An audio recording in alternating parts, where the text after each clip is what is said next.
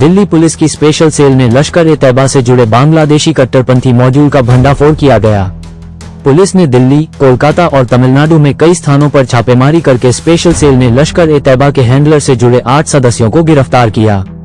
7 आरोपी बांग्लादेशी नागरिक हैं जिन्होंने अपनी पहचान छिपाने के लिए भारतीय आईडी बनवाई थी और अवैध रूप से भारत में प्रवेश किया था। 1. उनकी भर्ती और संचालन बांग्लादेश से संचालित एक प्रशिक्षित कश्मीरी लश्कर-ए-तैयबा हैंडलर द्वारा किया गया था।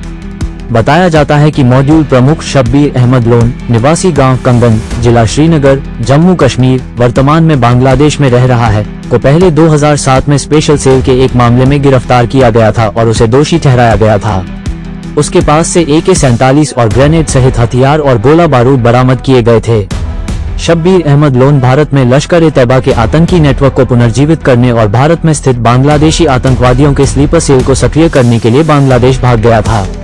एक बड़े आतंकवाद विरोधी अभियान में इंस्पेक्टर सुनील राजन और इंस्पेक्टर धीरज के नेतृत्व में स्पेशल सेल की टीम ने बड़ी PNDR राहुल विक्रम के करीबी पर्यवेक्षण और DCP special cell NDR Amit Kaushik के समग्र पर्यवेक्षण में कोलकाता, पश्चिम बंगाल और तिरुपपुर, तमिलनाडु में कई छापे मारे। इन कार्रवाइयों के परिणामस्वरूप लश्कर-ए-तैयबा के एक मॉड्यूल का भंडाफोड़ हुआ और 8 लश्कर-ए-तैयबा आतंकवादियों को गिरफ्तार किया गया। इन व्यक्तियों की समय पर गिरफ्तारी से भारत में कुछ संभावित आतंकी हमलों को टाला जा सका। गिरफ्तार किए गए आरोपियों का नाम 1. उमर फारूक पुत्र अख्तर हुसैन, निवासी अश्विन टोला, जिला मालदा, पश्चिम बंगाल, आयु 31 वर्ष। 2. रोबिउल इस्लाम पुत्र रमजान अली, निवासी जिला ठाकुर गांव, बांग्लादेश, आयु 31 वर्ष।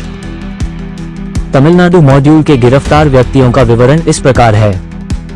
1. मोहम्मद मिजानुर रहमान पुत्र मोहम्मद अफसर रहमान, निवासी जिला बोगुरा, बांग्लादेश, आयु 32 वर्ष। 2. मोहम्मद सिफायत हुसैन पुत्र मोहम्मद जुल्फिकार अली, निवासी जिला झालकाठी, बांग्लादेश, आयु 34 वर्ष। 3. मोहम्मद जाहिदुल इस्लाम पुत्र अब्दुल जब्बार, निवासी जिला बोगुरा, बांग्लादेश, आयु 40 वर्ष। 4. मोहम्मद लिटन पुत्र मोहम्मद अजमल, निवासी जिला बोगुरा, बांग्लादेश, उम्र 40 वर्ष। 5. मोहम्मद उज्जल पुत्र मोहम्मद अबज सरकार, निवासी जिला बोगुरा, बांग्लादेश, उम्र 27 वर्ष। 6. उमर पुत्र अजीजुल, निवासी जिला बोगुरा, बांग्लादेश, उम्र 32 वर्ष। 8 फरवरी 2026 को CISF के शिफ्ट प्रभारी द्वारा SHO police station supreme court metro को जनपथ मेट्रो स्टेशन पर अज्ञात व्यक्तियों द्वारा पाकिस्तान समर्थक और आतंकवाद समर्थक पोस्टर चिपकाने के संबंध में लिखित शिकायत दी गई। जांच और सत्यापन के दौरान दिल्ली में कुछ अन्य स्थानों पर भी इसी तरह के पोस्टर चिपके पाए गए। पोस्टरों में जैश-ए-मोहम्मद के शहीद आतंकवादी बुरहान वानी और अन्य लोगों की तस्वीरें थीं, जिनमें उनका महिमामंडन किया गया था। एक पोस्टर पर लिखा था, भारत नरसंहार बंद करो और कश्मीर को मुक्त करो। साथ ही उर्दू में कुछ शब्द भी लिखे थे जिनका अनुवाद हम पाकिस्तानी हैं, पाकिस्तान हमारा है और कश्मीरी एकजुटता दिवस होता है। कर रहे थे और इनके साथ इंस्पेक्टर धीरज और इंस्पेक्टर सुनील जो मेरे साथ बैठे हैं, ये डायरेक्टली इसको टीम को लीड कर रहे थे। इन्होंने एक मॉड्यूल बस्ट किया है जो कि एक लश्कर का हैंडलर बांग्लादेश से बैठ के हैंडल कर रहा था और किसी बड़ी अनहोनी घटना को प्रिवेंट कर लिया गया है। बैकग्राउंड केस की ये है कि 7 फरवरी को दिल्ली के कश्मीरी गेट मेट्रो और आसपास के कुछ मेट्रो स्टेशंस पे पिलर्स पे एंटी नेशनल पोस्टर्स फिक्स कर दिए गए थे, जो कि मेट्रो CISF ने नोटिस किया और मेट्रो पुलिस के नोटिस में लेके आए। दिल्ली पुलिस की जो मेट्रो यूनिट ने बहुत अच्छी कार्रवाई करते हुए त्वरित उनके जो DCP मेट्रो कुशल पाल सिंह हैं और SHO अजय हैं, इन्होंने आइडेंटिफाई किया कहां पे जो लगे थे और उसके बेसिस पे उन्होंने बैकट्रैक करते हुए ये पता लगा लिया कि इसके परपेरेटर्स किस रूट से आए थे और किस रूट से कलकत्ता चले गए। तो आइडेंटिफिकेशन ऑफ परपेरेटर्स जो पहले इनिशियल थे वो मेट्रो पुलिस ने ही कर लिया था। उसके बाद एक केस 13 फेब को स्पेशल सेल को ट्रांसफर हुआ। स्पेशल सेल की टीम ने कलकत्ता में जाके, एक बड़ी टीम गई कलकत्ता में और वहां की लोकल पुलिस की मदद से 2 लोगों को गिरफ्तार किया और ये 2 लोग, इनमें से एक उमर फारूक और इसके साथ एक बांग्लादेशी रोबिउल इस्लाम। उमर फारूक और रॉबिल उल इस्लाम। रॉबिल उल इस्लाम बांग्लादेशी है, कंफर्म्ड है। पहले भी ये 2007 में जब एक बार इंडिया आया था तो पकड़ा गया था और कई साल जेल में रहा। इन दोनों को गिरफ्तार किया है और इनसे कहानी का खुलासा हुआ कि दिल्ली में कई जगह जो एंटी इंडिया पोस्टर्स लगाए गए थे, टेररिस्ट को इगलाइज करते हुए जो पोस्टर्स लगाए थे, वो इन्हीं दोनों ने लगाए थे। बाद में पता चला कि इंट्रोगेशन से और इन्वेस्टिगेशन से पता चला कि इनको डायरेक्शन जो है वो बांग्लादेश में बैठा हुआ एक शब्बीर अहमद लोन दे रहा था। शब्बीर अहमद लोन। शब्बीर अहमद लोन के बारे में आपको बता दूं कि ये 2007 में स्पेशल सेल ने ही इसको अरेस्ट किया था और जब ये अरेस्ट हुआ था तो उसके पास से 2007 में AK-47 ग्रेनेड्स वगैरह मिले थे और ये फिनाइन करने आया था। एक बड़े हाई स्टेचर के पॉलिटिकल लीडर थे, उनकी किलिंग के लिए आया था ये और ये पकड़ा गया था।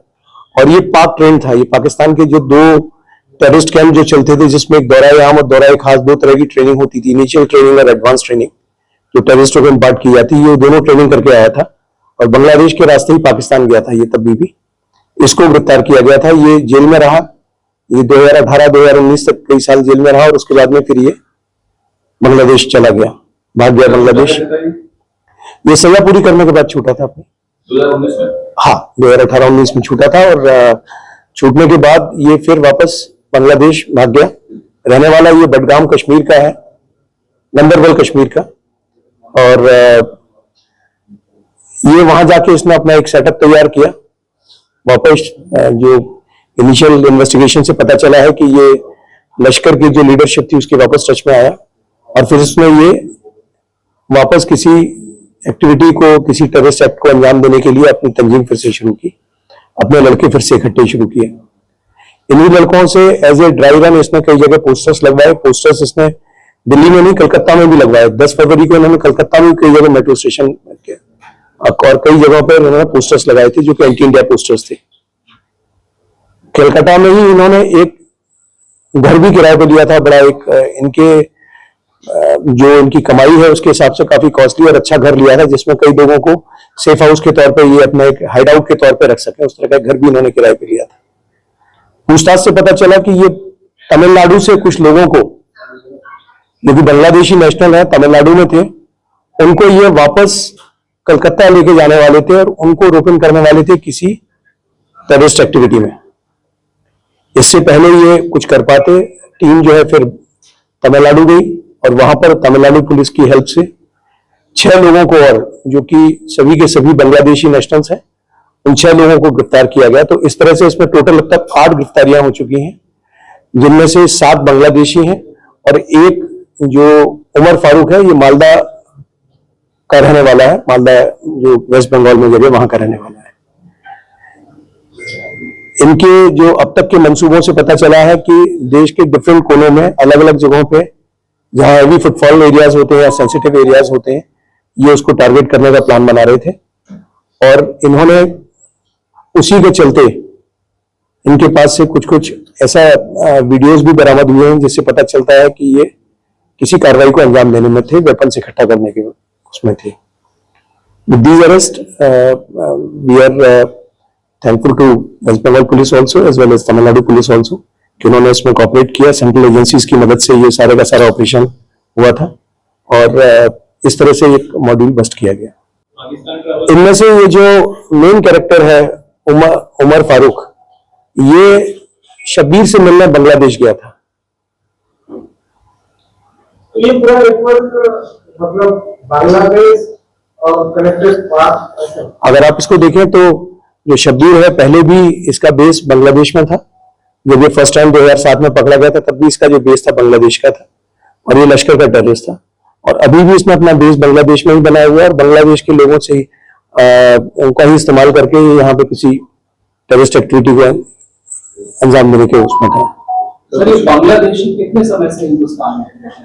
ये इस पे अभी इनका कल इनको अरेस्ट किया गया है, पीसी रिमांड लेके आ रहे हैं, इनका ट्रांजिट रिमांड लेके। और इसमें बहुत सारे खुलासे कि एग्जैक्टली कब से थे, लेकिन ये पिछले कुछ सालों से यहाँ आए हुए थे। और यही बात इसमें थोड़ी सी इंट्रिगिंग है कि तमिलनाडु में बैठे हुए बांग्लादेशियों को वो वापस एक कलकत्ता के हाइड आउट में बुला रहा था उससे रखने के लिए, जिससे पता चलता कि इनके मंसूबे ठीक नहीं थे। देखिए,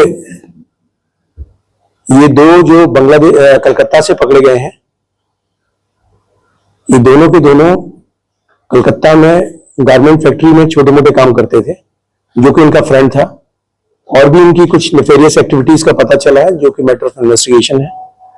और जो इनके एसोसिएट हैं, जो कि तमिलनाडु में जो लड़के मिले हैं, ये तमिलनाडु में गारमेंट फैक्ट्री में और उसी तरह के जो मिलते जुलते प्रोफेशंस हैं, उस तरह की फैक्ट्रीज में ये काम करते थे। ये पिछले काफी टाइम से वहां रह रहे थे। और उमर फारूक जो पकड़ा गया है, इसका एक और फॉरेन कनेक्ट है, जिसके थ्रू ये कलकत्ता में तमिलनाडु में बैठे हुए लोगों के कांटेक्ट में आया था।